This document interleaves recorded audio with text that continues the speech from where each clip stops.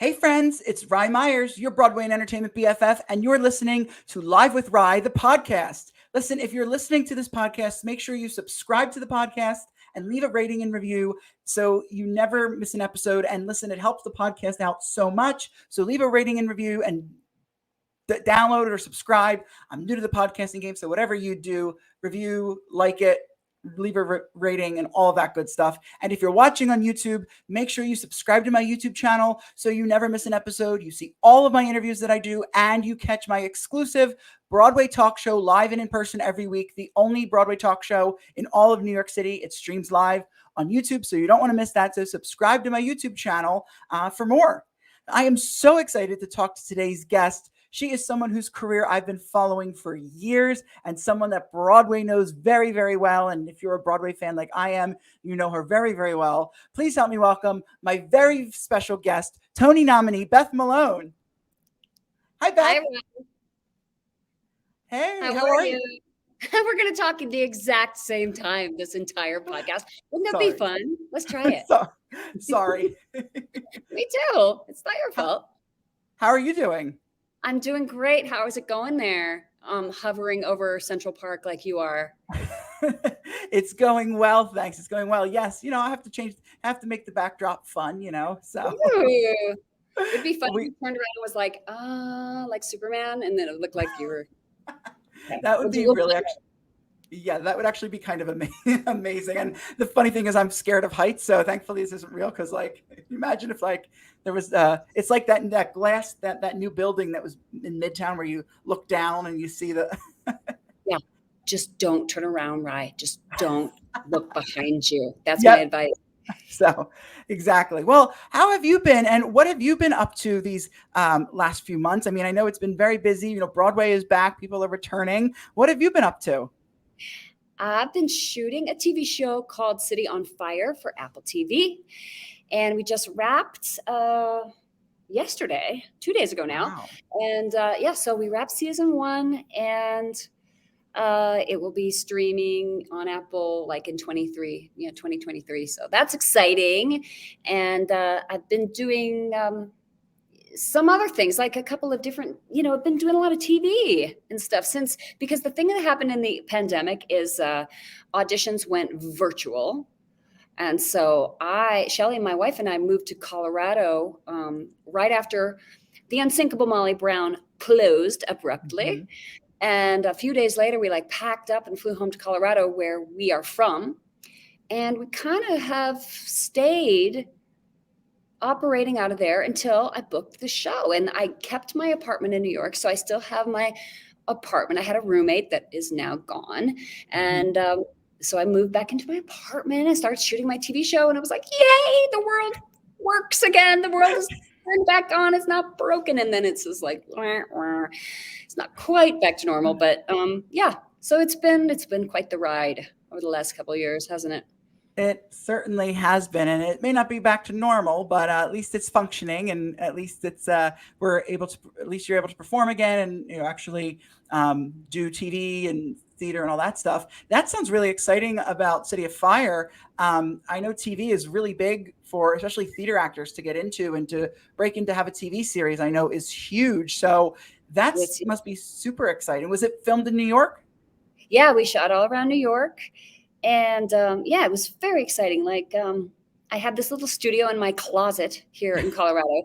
Right now, I'm not in there. I'm downstairs in my wife's mother's basement. I'm in my mother-in-law's basement currently in Colorado.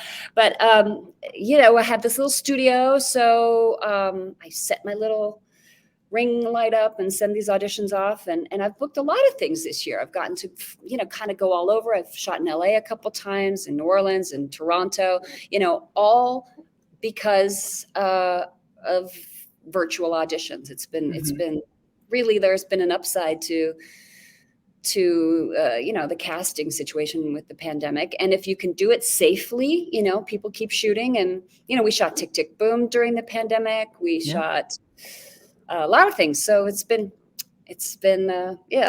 interesting transition for sure. Yeah, I'm sure. And, I'm curious now that you say that with I have a lot of actor friends that as well, and they talk about, submitting virtually Zoom auditions. I'm curious, how do you feel about that? Do you really enjoy it? Is it tough to not be in that room and have that sort of feedback and energy? Do you enjoy doing the Zoom auditions more? Do you feel like you have more creative freedom? I'm curious what your thoughts are. I feel both ways. It's like, oh, what a giant waste of time. This is a day wrecker. You know what I mean? Yeah. As soon as you're like, oh gosh, I have to do this thing now. And I was going to go do this because you're at home living your life. And then instead you have to remember you're also in the middle of your career. You have to keep, trying to get work. That's Right. the thing that happened. Just like, oh, am I retired? Oh, I'm not retired. Oh, okay. Still have to do work. Okay. And then, the thing about self-tapes is there's a skill set that you kind of get good at. Right. You can either improve or not improve. But I found like, if I'm going to waste a bunch of time doing these things, I want to do it so I get a job out of it. So I figured out like, oh, I'm going to light myself better. I'm going to do enough takes, however many takes it takes to get one that I'm happy with. I'm going to learn how to get a good take faster, Mm-hmm. And working helps because you're on a live set and you're doing things and you're working with actors again. And when you go to self-tape, you've got your chops are up, and your skills are more sharp. And I think, work begets work. And Right. that's all part of the whole self-tape thing. It's like, I know how to do this because I was doing it on set yesterday. I know I'm going to do this now. And then I'm going to get a different job. So it's good.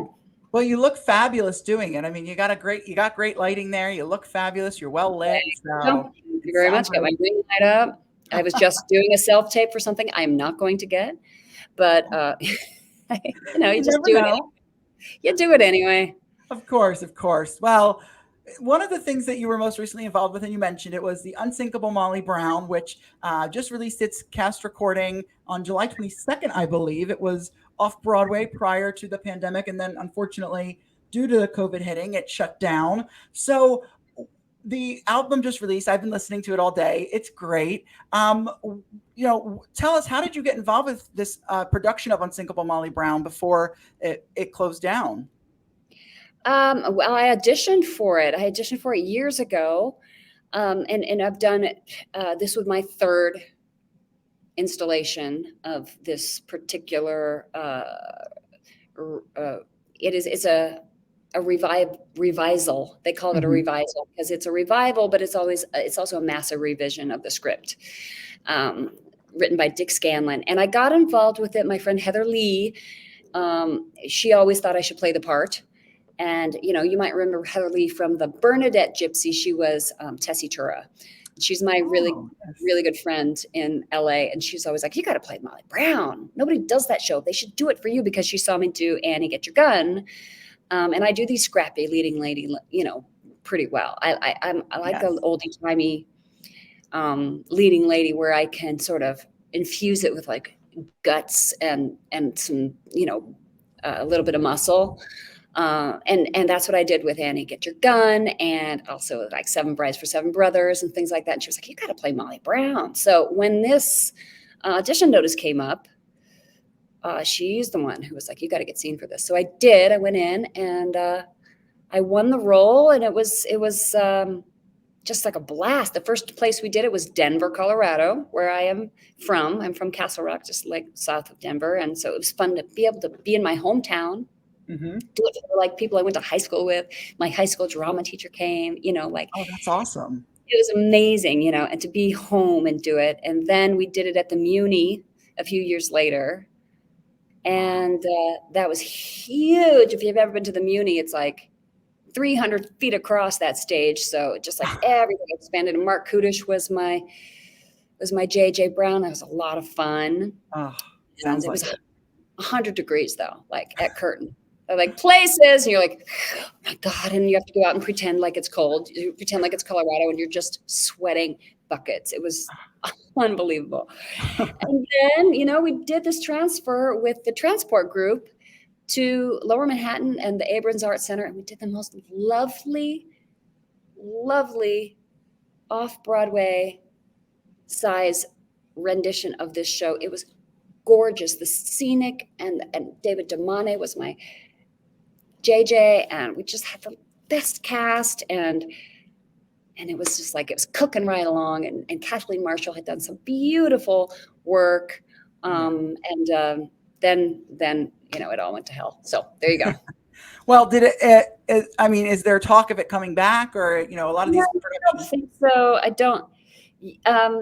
I don't think it's going to transfer. I just think, it's possible, but I don't think it's going to. But this cast album is going to stand for all time, and it'll be a record of it. I think there's a recording of it. Like someone made a video recording of it somewhere that's floating around. But yeah. Well, at least, as you said, we have the recording, and I believe the recording was done in December, right, of 2021. Yes. Yeah, we got together. We hadn't seen each other in a long time, and we were still masked, but we were in the same room, and we had to relearn the music because it had been so long. We had to rehearse it, and that was wild. So that, and then we got to be together for a whole day and do this music, and it was so joyful. And now it'll be something that we can listen to forever, which will be amazing. And whoever does the new version of Molly Brown, if it gets done by other places and other people, which hopefully it will, because it's a really good revision, they'll have this resource. Oh, yeah, well, they certainly will, and it is so good. What did you like most about playing the role of Molly Brown, and did you learn anything about her that you found fascinating? Molly Brown was a fascinating human being. She really was. Like this version of her in our production is more honest and detailed about like what an activist she was and what an incredible lifelong learner she was. She ended up speaking a ton of languages. She stayed on the Titanic for 3 days. Oh, she stayed on the Carpathia for 3 days when they docked in New York to help people who were not English speakers find the right place to go. She bought out the Plaza Hotel for Titanic survivors to go stay in for the first week when they were in New York City. She bought out the Plaza. Yeah. So many things that were on the Titanic that were lost, that are at the bottom of the ocean are, things she was bringing back for the Denver History Museum, like artifacts and things that went down with the ship. Like there's so many interesting things about her. She started the Dumb Friends League here in Denver, which ended up being the ASPCA, like dog and cat rescue. She started that. Wow. Yeah. She separated children's courts from adult courts. So when you got arrested and you were 12, you used to have to go to prison with the grown-ups. Oh my God. Like it helped separate, that. So she was something else. She was a force of nature and never quit, never stopped learning. When she died, she was 60 years old, studying acting at the Barbizon Acting School in Manhattan. She had moved to New York City at the age of 60 to learn how to act. That is incredible. And she had a stroke and died, at 60. So tragic. Yeah. So tragic. But I feel like at that time, I feel like wasn't that sort of normal? They didn't live that long back then. So long, yeah. She had a big life. A huge life, and for everything that she stood for back in those days. Especially that 1912 era when, unfortunately, women had no rights and there was no kids and kids didn't have rights. The fact that she was so outspoken, she must have really been ran for Congress. She twice ran for Congress. Wow. She must have. She was a true, visionary, and I'm sure people probably thought she was a rebel rouser, but talk about a true visionary and a true pioneer of our time. I know she also was a strong supporter and advocate of, as I said, the rights of women, education and literacy for children, and of course, bravery on the Titanic, which was just what she's mostly known for. It's crazy. Yeah, she really was all of that and more. She was she wasn't a perfect person. She was flawed. She definitely liked to spend her money. The marriage did not last, even though it's a musical and you want to believe that was a lifelong marriage. It wasn't, but they did continue to write letters to each other throughout their lives. Wow. So I do believe they were soulmates, and I think they were each other's great love of life. Right.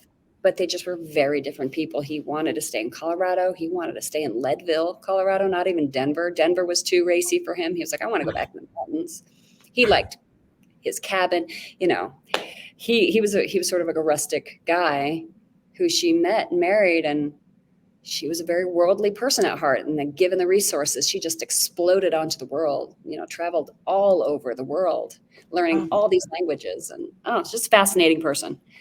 Did you learn anything or take anything from, because I think Kathy Bates played that role in the Titanic movie. I believe her role, or it was based on sort of Molly Brown. She played Margaret Tobin Brown in that. Yeah. And Margaret. There was definitely there is historical evidence that she was traveling. She was supposed to be traveling with her daughter, but her daughter decided to stay in Paris.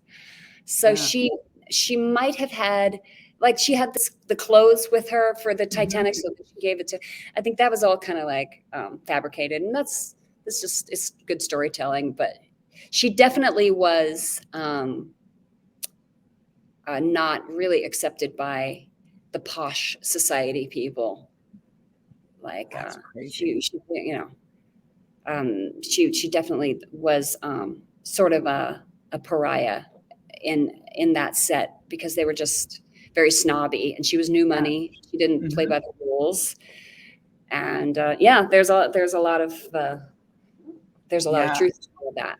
Oh, I'm sure. I mean, we see that even with talk about the new money and the snobbery. I don't know if you've ever watched The Gilded Age. But that's real big in that too. You know, the people in the high society, but we don't like this person because they're new money and this is old money, and even though they're wealthy too, we don't talk to them. That storyline is very, very much based on the Molly Brown storyline. That story that Carrie Coombs is playing out. That is very borrowed from the whole Molly Brown story. Wow. Yeah, and they all went to Newport, Rhode Island. Mm-hmm. That neighborhood in Newport. The Browns had a home there. Oh my they gosh. definitely had a home on that particular street. That was the thing to do. That era was very specific of what the rules were and who you had to be if you were going to be accepted in society. Wow. And how did you bring your own take to the role in this new adaptation? Well, I am a Colorado girl, so I grew up in the mountains myself, and when you are a person who is comfortable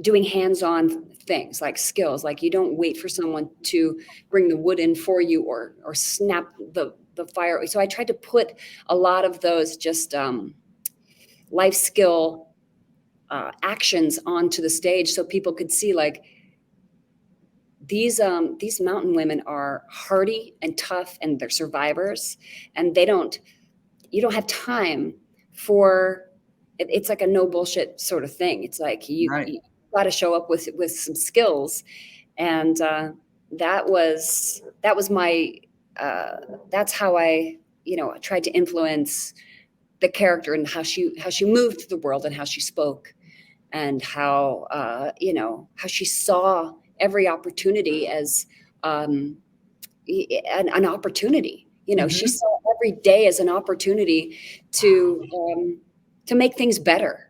She never was a person who would see a problem and be like, well, that's tough. She would be like, how do we fix it?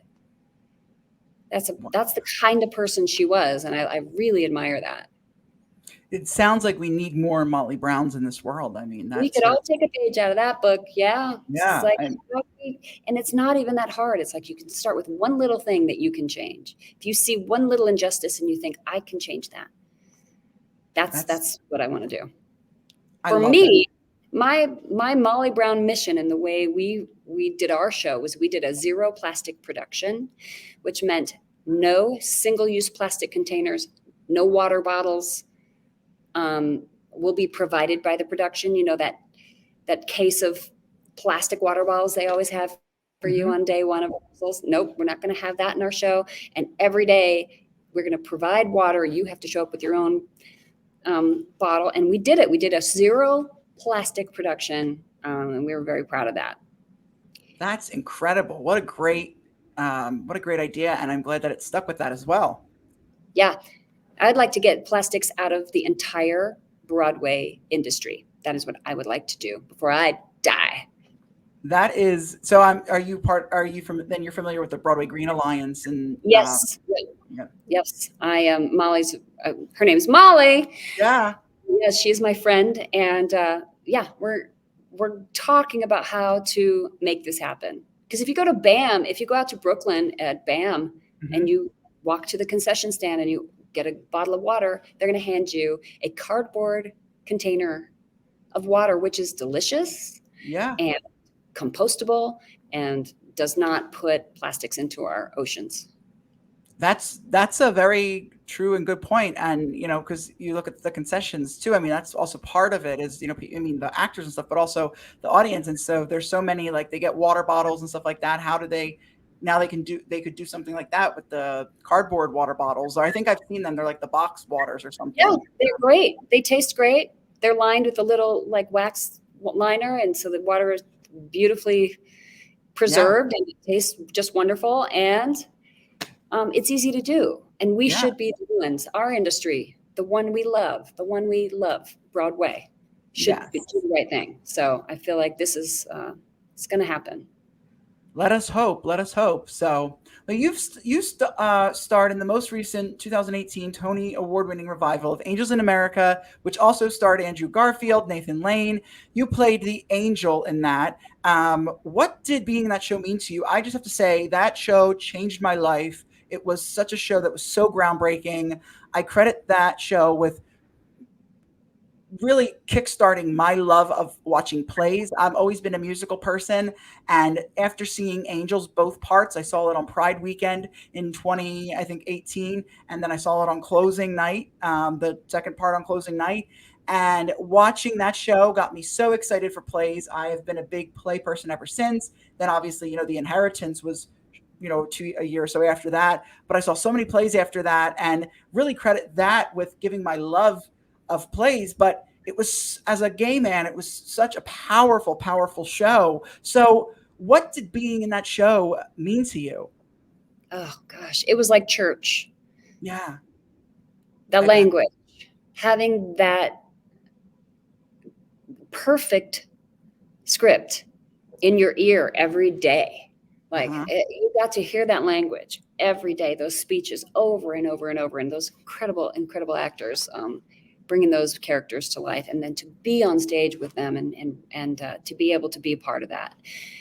It was unbelievable. I was the one who pursued it. I was like, I want this. I knew they were casting the angel, and I pursued it. I was like, I cannot think of a better way to spend my life than trying to get as good as it's going to take me to get into this show with these people. That could happen, then my life is made. And it was just unbelievable, incredibly challenging physically, like that stuff we did with the angel and all of those beautiful movement actors that were just like at the height of their careers, these incredibly talented people. And so like the culmination of that kind of puppetry, like I loved what Marianne did with Warhorse and the horses and the puppets. So like that team of people came to make the angel come to life with those wings. Wow. Yeah. With Andrew on that stage and Nathan Lane, to be bowing in a line with Nathan Lane. It was unbelievable. And to hear those people work. But at the same time, I have to say, it was horrible. It was exhausting. It was grueling. It was cruel. Human beings are not made to do, it was like a Jerzy Grotowski weekend. You know, like how Jerzy Grotowski is this acting teacher who used to just like make you stay up for 24 hours and torch and make you march in place while doing your speeches and just like break you down so that's what Angels in America did. You couldn't even act by the end of it. You just had to survive. Your acting was just basic survival. You're getting out there, you're saying the lines, and that is really what made that place so raw, was that people were just trying to survive on stage. Like what Andrew Garfield put himself through every night, it was god awful to watch, but also it's gorgeous, gorgeous, gorgeous. I mean, I no wonder why. I believe he won that year too. I believe he won the Tony. He I did. think. Yeah, he did. I mean, and we won Revival too. And you won Revival, rightfully so. I mean, I could not get over what you put yourself through, but Andrew, what everyone on that stage. I mean, and for me, I mean, how did you brace yourself for these 2 show days where you were going for a show literally for close to 7 hours? I mean, it was 2 parts. For those who don't know, it's a show in 2 parts. I believe each is about 3.5 hours. I think one is 4 hours. It's a 7-hour show total. So, some nights some days they'd be doing, the first part in the afternoon and the second part at night. It's a 7-hour day. So, I mean, how did you, brace yourself for that? And I mean, do you think it helped you become an even better performer? Yeah, it definitely, it's like Chinese opera, how they train those kids within an inch of their lives. That's what we felt like. We were just like, eat, sleep, show, eat, sleep, show. It's just like, and then you're just spending so much time with these people. You're in this building with them and just not seeing the light of day. Napping where you can, napping on the floor, eating some food, warming up at 10:30 at night. Like when perestroika would happen at the end of the day, I will have had the entire, the second part of the show, I only have like a little part. I don't remember what it was. The nurse comes in or something, and then you turn back into the angel. So you're doing all these crazy costume changes in the middle of, you're getting the makeup on, you're getting the makeup off. And then, when the angel wrestles the angel late at night, it's happening at about 11 p.m. So you wake up from your nap, you start warming up. You start warming up your body like you're going to run a marathon at 10:30 at night. Instead of making a nice cup of tea and watching some Netflix and going to bed, you're warming up to wrestle fire. And it was unbelievable what your body can do, what your body is capable of. Is just sort of fascinating. It's like all of it is sort of like, I guess, you don't never know what you can do until you have to do it. And then you're doing it and you're like, I guess we can do this. I guess we can. Well, yes, you can. And as I said, I mean, the story, but also you all just were so captivating. I remember, I've seen so many shows, and at that point I'd seen so many Broadway shows, but I felt like it was my first sort of Broadway experience all over again because I was zoned in. I knew, and I'm a terrible old gay man, I should have known more about Angels in America prior to seeing it. I didn't. I knew about Angels in America. I didn't know the show, and it pulled at me every which way. But just watching all of you, I was so honed in, so focused. It was just breathtaking. And then to be there on closing night, to see that final performance was just, it was, that was really special. Yeah, it was so special. And do you have any special memories from that show, or one that sticks out particular that you can remember? No, from Angels in general. Angels in general. Or closing night, whatever.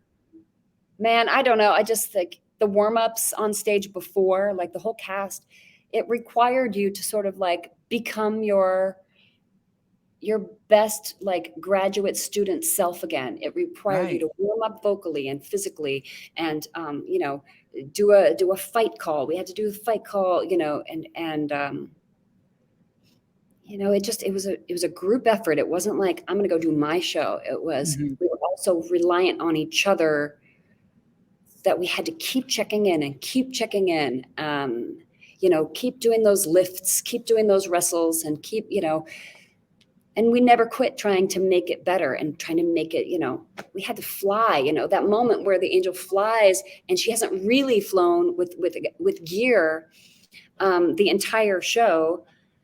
until she does. And then it takes your breath away. It surprises the audience when you shoot up into the proscenium after the whole night of being like handled by humans. And then all of a sudden you're airborne. It was so shocking to people. It was so wonderful to have that, that shock coming at you. My favorite moment of that whole weird experience, though, was that weird little scene where I was the Mormon realtor.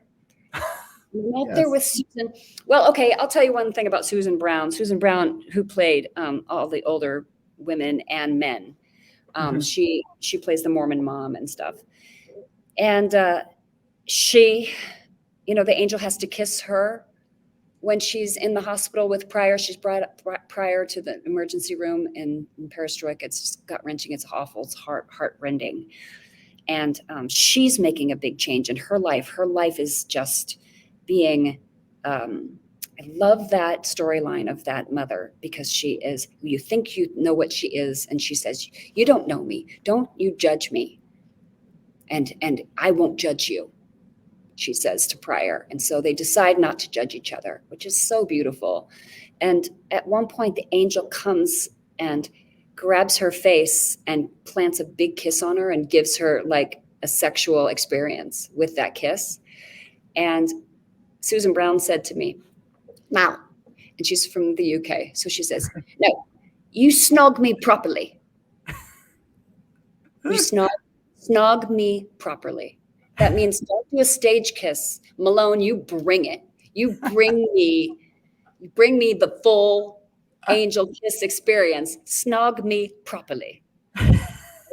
I went home and I was like, I had to snog her properly, Rochelle, to my wife. Yeah. She was like, okay. That's amazing. Wow. Okay. That's incredible. Love that. Well, you're also really well known for being in Fun Home, which earned you your Tony nomination. I know that show is so near and dear to your heart. How does it feel to still know that show is being performed throughout the country, and, regional theaters are doing it. It's being done, I think, also all over the world, the impact that it's had on people and on musical theater, a show that's so beautiful, simple, but also so complex too. And it's had such this effect on the musical theater world. Yeah, it's a mystery. That show works in such a mysterious way, doesn't it? It does. Really happening, and then all of a sudden you're just like a broken puddle of tears at the end of it. And you're like, why am I weeping? It's such a beautiful show. And the fact that it goes to places like Kentucky and, St. Louis, I love that. I love that it gets done regionally. I love when I hear from people who are doing it, and I get all these messages from people who are like, hey, we're the cast of Florida Fun Home. If you could give us a little video shout out, it'd be so awesome. And I always try to do that because I love that it's getting done. And I feel a solidarity with the people who are in the middle of doing Fun Home, because it's not an easy show to do. It's not. Right. It requires some kind of emotional cost. There's a cost to doing it. Sort of like Angels in America. Definitely both of those cost you something to do, but also fortify you in a way. So yeah, it was a beautiful journey, that Fun Home journey. And when I think back on it, I think how impossible the whole thing seems. It just.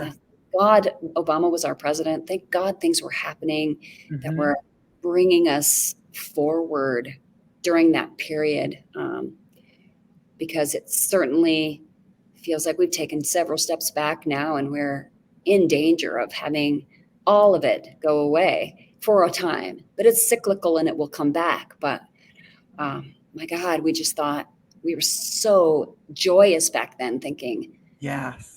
Wow, marriage equality and, universal health care passed, and all these things happened while we were doing it. That seemed like the world was finally just becoming this equitable place. And it was really like a new day. I felt like, gosh, I'm so happy I lived long enough to see this day. And it's like, oh, it's not permanent. Oh, it's gone. Oh, we have to fight back for it. We have to fight for it again. Okay, then. Yeah. Yeah. I mean, that had to be special that happened while you were in Fun Home. I mean, and it was a different. You almost look at it, and it's like it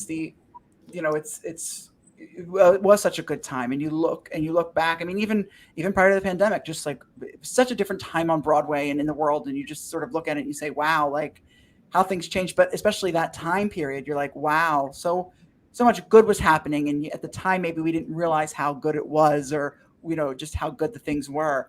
But it's how fascinating that Fun Home was on, and we had these important things like that happen.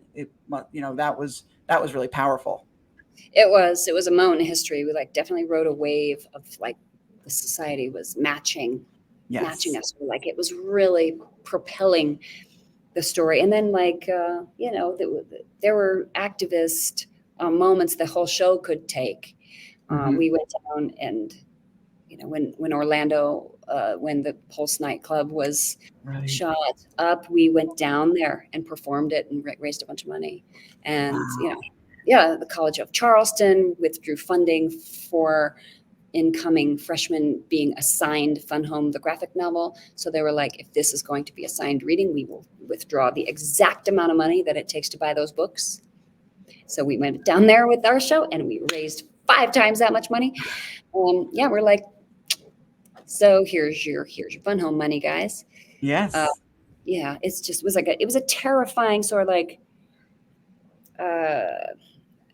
premonition of what was to come. A couple of things.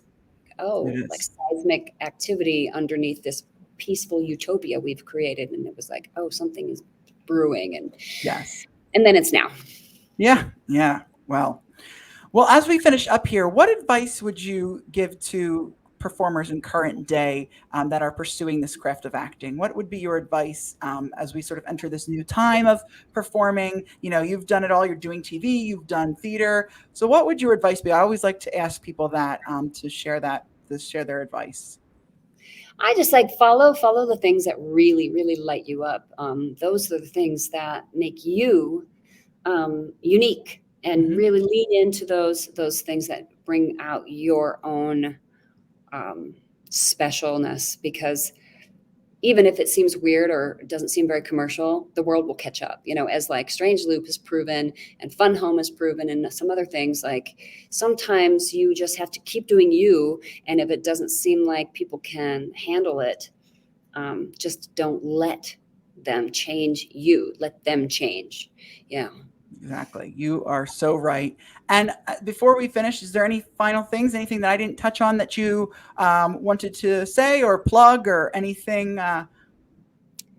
Let's see. I'm writing a musical.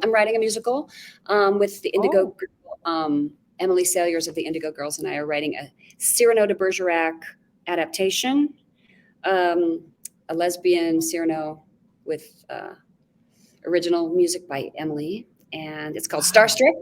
So just keep an eye out for that. And it's going to be thrilling. It's going to be beautiful. And that's about it. We love the Indigo Girls. I mean, that's going to be great. Yes. How cool. I will definitely keep my eye out for that. And I'm sure everybody else will as well. And if you all want, you can get the Unsinkable Molly Brown Off-Broadway cast recording with Beth Malone and that fabulous cast. You can stream it wherever you stream your music, or you can get it through Broadway Records, which helped to produce it. You can get it on their website, and also I think it comes in a physical copy as well. That was released on July 22nd. I definitely and highly recommend you listen to it. It was a great album. I didn't know much about the show, and listening to the album, it really made me love it. And it's cool to hear. I've heard a few of the songs prior on Sirius XM, the old version from the 60s, so it's nice to hear it current and updated. And I'm very, very excited. I hope you all will get we'll listen to it for sure. Yeah, thank you. Well, thank you, Beth, for chatting with me today. You're welcome. Thanks for having me on.